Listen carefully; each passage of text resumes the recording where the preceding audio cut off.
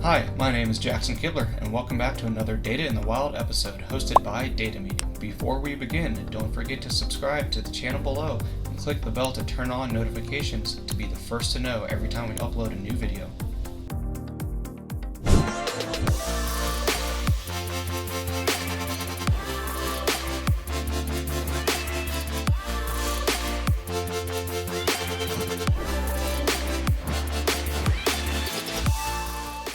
Today we will cover trend lines in Tableau.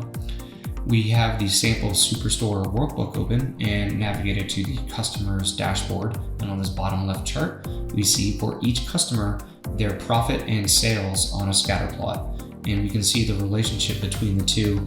It is kind of hard to come up with a general conclusion here, so let's use trend lines to figure out what's going on.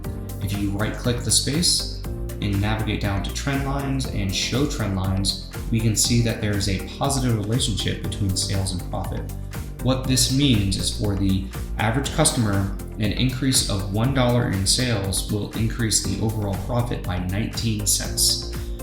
There's different ways to display the trend lines. By right-clicking the trend line and going to edit, we can see you can look at it in a logarithmic, exponential, a power, and a polynomial with a chosen degree, but let's keep this as linear. We hope you enjoyed this Data in the Wild short. Let us know what you liked and what you would like to see next in the comments. If you want to be the first to know when new videos are posted, hit subscribe now. If you have any questions or suggestions for future videos, please comment below. And don't forget to subscribe to know when future videos are posted. Thanks for watching.